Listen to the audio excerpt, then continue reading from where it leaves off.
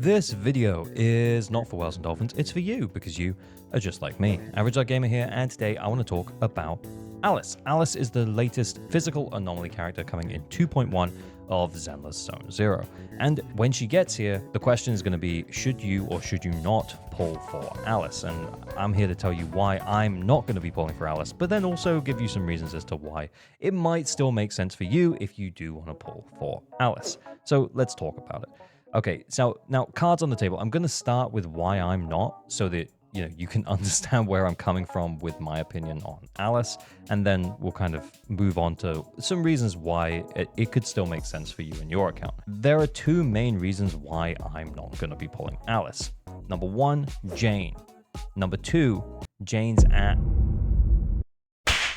Piper. So we already have two physical anomaly agents in the game, and they are both comfortable clearing physical anomaly weak content. So we've recently had some physical anomaly weak content in Deadly Assault, and I believe Shiyu Defense has got some. I just come back from break. I don't know, guys. But we're starting to see a little bit of physical weak content just ahead of Alice coming out, which is kind of to be expected.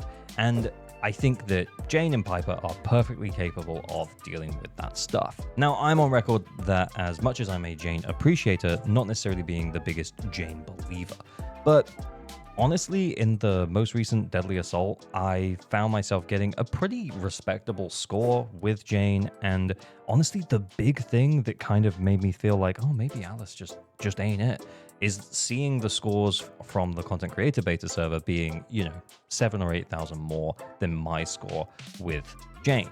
And it kind of made me feel a little bit like, okay, well, that seems like a reasonable increase. It seems like a reasonable amount for you to pull a character for if you wanted that upgrade. And we're going to talk about why you would in just a moment, but that uplift that we're seeing in terms of, Jane to Alice, for example, doesn't seem like a huge difference. And I think that's a really healthy thing for the future of Zenless Zone 0.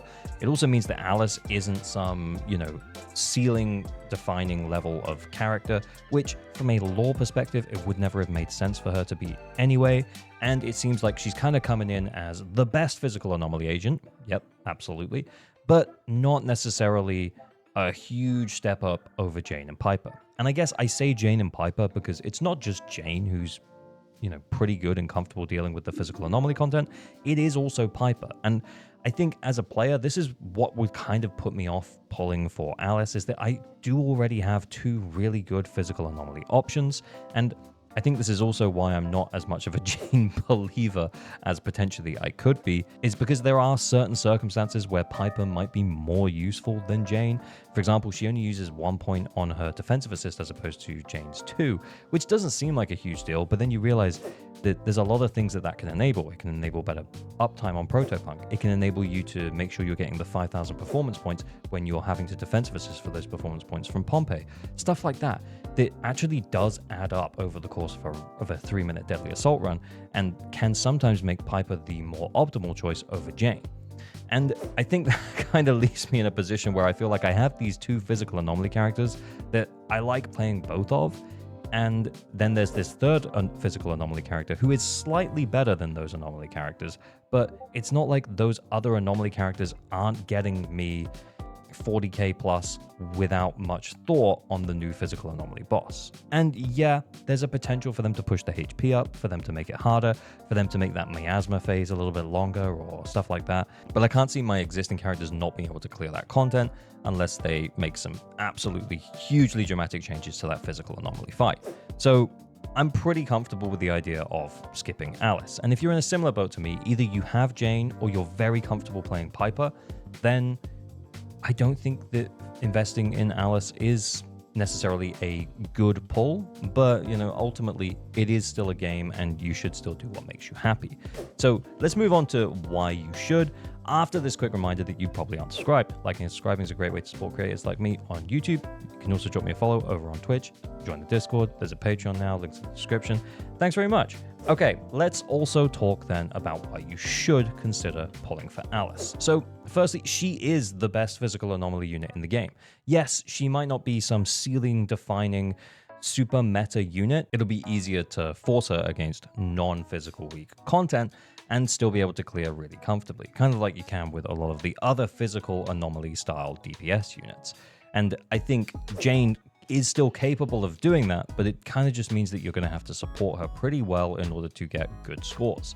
And ultimately, like, if you don't really care that much about good scores and you just care about clearing, then sure, you're still going to be okay with Jane and Piper.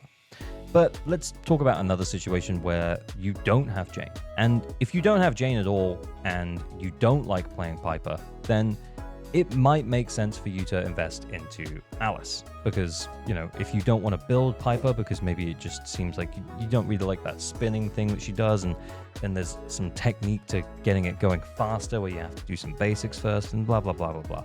You're not interested in doing that. You just want to do the aura farming, cool vibes that Alice has. You're going to buy the swimsuit. You're just super in for Alice. And I think if that's you, then please don't let this video stand in the way of getting Alice. I think that she'll still be a great pickup. She'll stay relevant for longer than someone like Jane. And as much as I'll be using someone like Jane to cover physical weakness, or physical anomaly weakness more specifically, other players who have really invested well into Alice, as we said before, you can clear other different types of content as opposed to just clearing the physical weak content. So it means that when you get non-physical weak rotations, you probably won't be feeling it quite as much as someone who's got a well-invested Jane in terms of drive discs and stuff like that. I also think as well that her playstyle does seem quite different from the other physical anomaly agents. It does seem like, you know, Jane is a particularly field-hungry agent. Piper also loves to be on field and get her spins off as much as she can. And from the looks of things so far, and from what I've played in the story, and from what we're seeing coming out of the content creator beta server, Alice does seem a lot more quick swap heavy, which does mean that there is scope for the skill ceiling to go up a little bit higher with Alice. And as much as I already talked about, we're seeing scores now which are, you know, like a little bit higher than what I'm getting with Jane, which is to be expected. Potentially, there might be ways to push those even higher with some mastery of Alice as an agent. And again, like, if that appeals to you, if the idea of learning that stuff, or maybe even making your own rotations, or finding these quick swap points and watching a bunch of guides, that really appeals to you in terms of, like, you know, how to do things, then yeah, by all means go for it. But yeah, I think ultimately though, as we discussed at the start, I think most players probably don't need Alice.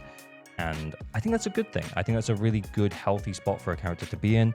I think, you know, when a character like Miyabi came out as a DPS, even though you might have had Ellen beforehand, it was a case of no. This is a character you should pull. This is a really good character, and it wouldn't have made sense for Alice to be that, and she's not that, and that's fine.